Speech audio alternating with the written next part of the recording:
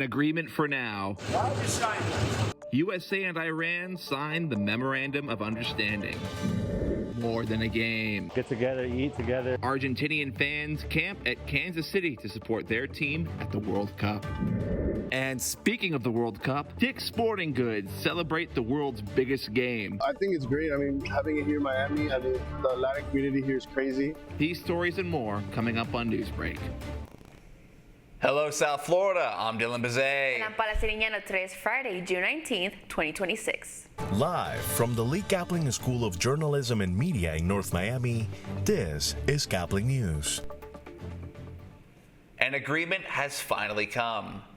With a French backdrop, President Donald Trump officially signs the agreement with Iran to pause hostilities. A new and likely more difficult phase of negotiations is set to begin now, as the clock is now ticking to finalize a deal. That's right, and CNN's Brian Abel has the latest from Washington. At the Palace of Versailles in France. This was not easy. President Donald Trump officially signing the Memorandum of Understanding agreement between the U.S. and Iran. With the Iranian president also signing a hard copy, the agreement stops hostilities between the two countries for now and makes way for the Strait of Hormuz to reopen. It also triggers a 60-day period for negotiators to work toward final terms of a broader agreement. You know, I've seen skeptics of the deal. People say the Iranians will never change their behavior. Well, maybe that's true, and if so, they don't get any of the benefits of the bargain. But isn't it worth trying? While French President Emmanuel Macron posting that the plan paves the way for lasting peace. Everything I've heard about it causes me concern. Some Senate Republicans back in the States say they are unsure whether the agreement achieves the U.S.'s initial stated goals at the start of the war. You know, the president's not risk averse. You got to give him credit. He's putting it all on the line here. The agreement also calls for the U.S. to waive sanctions so Iran can sell its oil, and commits the U.S. and regional partners to building a $300 billion reconstruction fund for Iran. In Washington, Brian Abel reporting. A daycare worker in Lake County faces serious charges this morning after a child was found wandering alone on a busy highway. The child avoided serious injury thanks to some quick thinking Good Samaritans who stopped to help. Caplin's Robert Gonzalez has the story. The sign inside the gate of the Love and Hug Daycare Center on East Fountain Street in Fruitland Park is clear. For the safety of the children, keep the gate closed at all times. But that was not the case last Friday. There was a little kid standing in the middle of the highway, and by the grace of God, there was no cars around, but we literally freaked out. Rick Mowry was driving down Highway 441 Friday morning with his nephew when he spotted the child. We were so shocked, we didn't know what to do. That shock quickly turned into action. Mowry made a U-turn and drove towards the child. Fortunately, two drivers were already there. One of them took the child back inside the daycare center as Mowry called 911. 27-year-old Haley Russo was arrested after telling officers that she was distracted by another child when the other one had pushed the gate open, which wasn't securely closed, and escaped. Mowry is thankful that traffic wasn't heavier that morning. We drove away from that and said, how did that highway not have traffic? I said by the grace of God, because I believe that's true, but yeah, the divine timing. Robert Gonzalez, Caplin News. Today is Juneteenth, a holiday that marks June 19th, 1865, when enslaved people in Texas learned that they were finally free. While historians often point to the Emancipation Proclamation as a document that freed enslaved people, freedom did not reach some states for more than 2 years afterwards. Festivities will take place around the country today and even into the weekend. Argentine World Cup fans are getting the full experience this morning. Instead of going to cozy yet pricey hotels, these fans have instead turned to the campgrounds. The intimacy and openness have helped create a sense of community where people share meals, stories, and a passion for food. Get together, eat together, long nights, early mornings, ready sleeping. And many fans will be traveling to Dallas for the team's next match against Austria Monday afternoon. Excitement is in the air as World Cup fever arrives to Dick's Sporting Goods in Kendall, where fans gathered for a World Soccer pep rally. Caplin News reporter Jordan Tavares tells us more. Oh baby, you can feel the energy in the air. The World Cup is finally here. And what way to celebrate this historic tournament than kicking off the festivities right here at Dick's Sporting Goods? Soccer fans across Miami came together for the World Soccer Pep Rally hosted by Dick's Sporting Goods, House of Sport.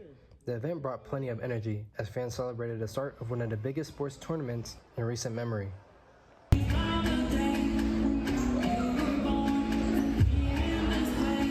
Attendees had the chance to test their skills through interactive soccer challenges, take part in giveaways, and show their support for their favorite teams from around the globe, including young soccer fan Lucas, who feels confident his team will host a trophy this year.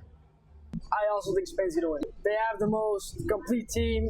They have Lamine Yamal, Pedri, Dani Olmo, a good defense as well. I think we have a big shot at winning it this year.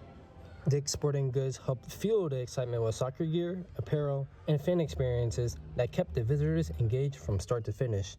Families packed the event throughout the day, with young athletes and longtime fans alike enjoying activities designed to bring the soccer community together. I think it's great. I mean, having it here in Miami, I mean, the Latin community here is crazy, and everybody loves soccer down here, believe it or not. So the impact that it's had, like, I mean, in downtown, I've seen people like going crazy and stuff like that. So it's pretty cool. Yeah, it's pretty awesome to see. Organizers and store associates said that the pep rally was all about celebrating the passion, diversity, and connection that soccer creates around the world. And judging by today's event, that mission was a complete success. Hello, bonjour, hola, konnichiwa, ciao. To simply put it, it doesn't matter what language you speak or what team you're rooting for, because the World Cup brings us all together to enjoy the game that we all love and cherish. Reporting from North Kendall for Caplin News, I'm Jordan Tavares. Paula, it is so hot outside. Are we ever going to get a break? Well, you know what? We'll know more on the weather forecast. Yeah, hopefully we do get a break, but that's still ahead, and so is the story. But you're in danger. You just have to trust me. Fine. Hollywood's biggest franchises are back with new trailers, including one friendly neighborhood hero ready to swing back into action. Don't go anywhere. Newsbreak will be back in 2 minutes. Last week, Brandon met a girl on a dating app. One day after work, he finally found the courage to ask her out. No answer. He started to panic. Was he being too pushy? Maybe it was too... Hey, sorry I didn't respond. I was driving. I would love to go on a date. How does tonight sound? Brandon tried to play it cool, but inside he knew. A girl so smart, so responsible. She must be a keeper.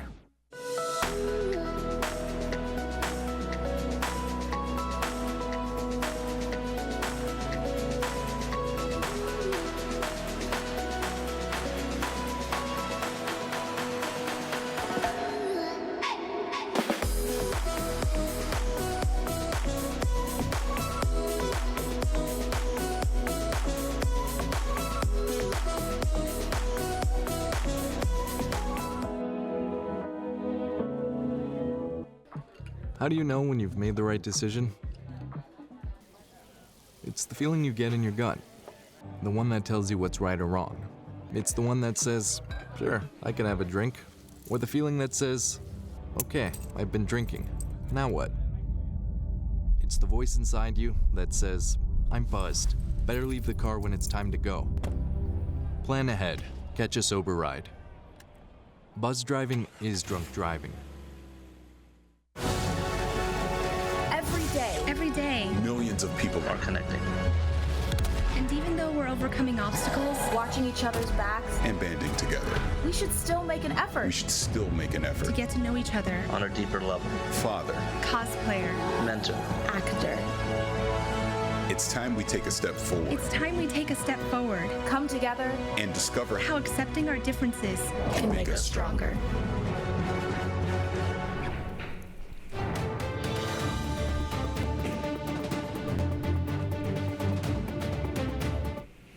It's going to be a hot one today. If you have any weekend plans, you'll want to see this. That's right. Our meteorologist, Luis Dieguez, joins us with this week's forecast. Good morning, Luis. Good morning, Paola. Hopefully you guys are doing very well.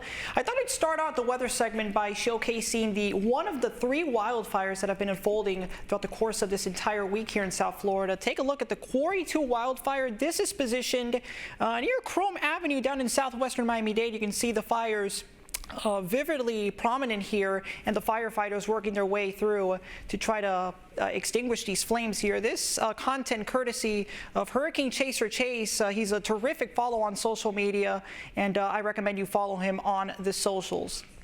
So let's address where these fires are. Again, as I mentioned before, Quarry 2 wildfire is positioned right there. This is another one down south near Tamiami Trail. And then we have a third wildfire near the Turnpike. So again, very problematic.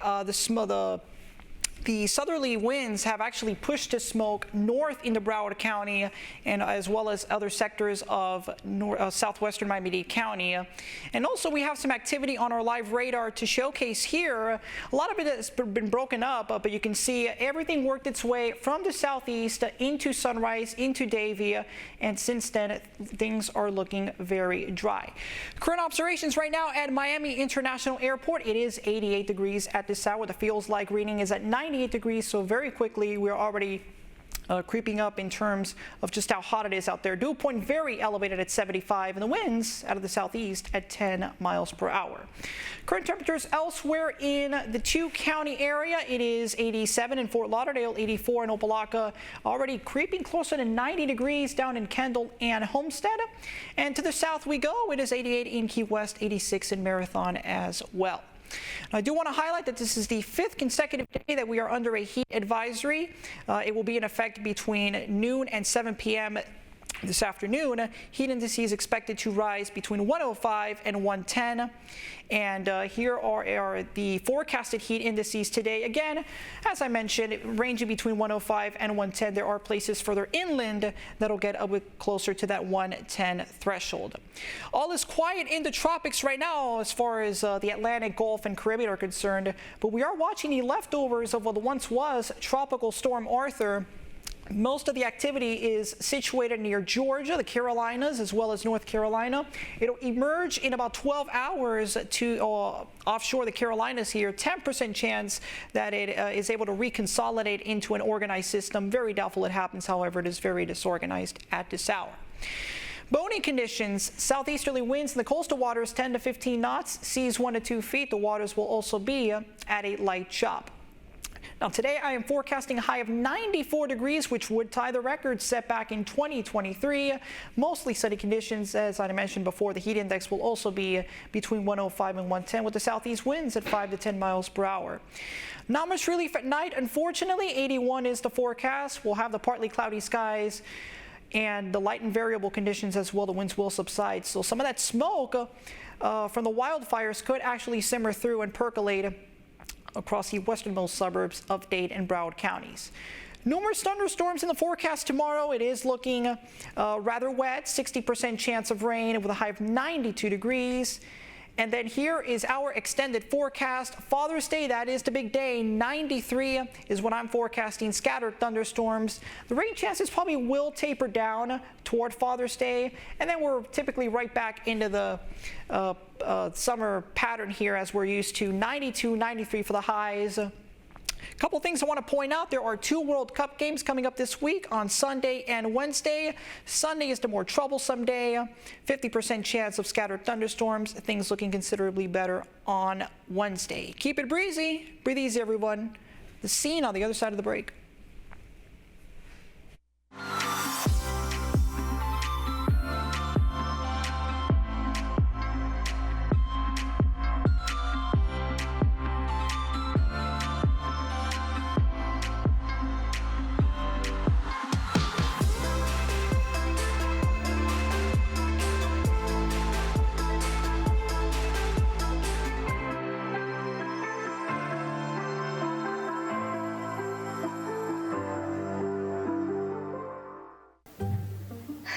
I could really use a new tablet. I just don't have the money.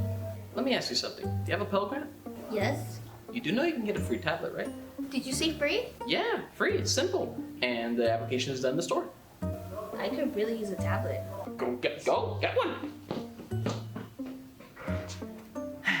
Another satisfied customer. Stop by Panthertech in the Graham Center at FIU MMC today to speak with one of our associates to get your free tablet. Type 2 diabetes can have a big impact on your life. But how can it be prevented? Well, the first step is knowing if you have something called prediabetes. Take the 1-minute risk test today at doihaveprediabetes.org.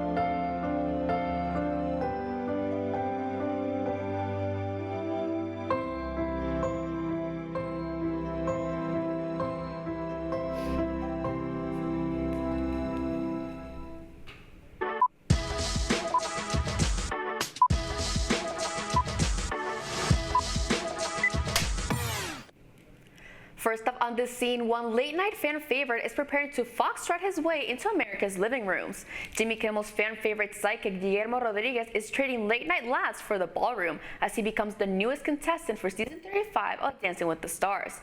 Rodriguez has been making audiences laugh for over 20 years, after first working as a security guard in the show's parking lot. Now the man known for his boozy Oscars red carpet interviews is swapping the microphone for the dance floor. He will join Ciara Miller, Maura Higgins, and Jackson Olsen to compete for the Mirrorball Trophy when the new season premieres this fall on ABC and Disney+. And if you're looking for your next movie night, this week brought some major trailer jobs, from superhero action to some ogre-sized nostalgia. Marvel fans got a fresh look at Spider-Man Brand New Day, and the film is already slinging record webs at the box office. It had the highest first-day advance ticket sales for a superhero movie in 5 years. Hey, sorry, but you're in danger. You just have to trust me. Fine. Meanwhile, after 17 years, we're finally getting our first look at Shrek 5. Mike Myers, Eddie Murphy, and Cameron Diaz are all returning, and the Ogre crew is set to hit the big screen in the summer of 2027. And that's all the time we have for Newsbreak. I'm Paula Simignano. And I'm Dylan Bazay. Remember, you can get more news anytime at caplinnews.fiu.edu.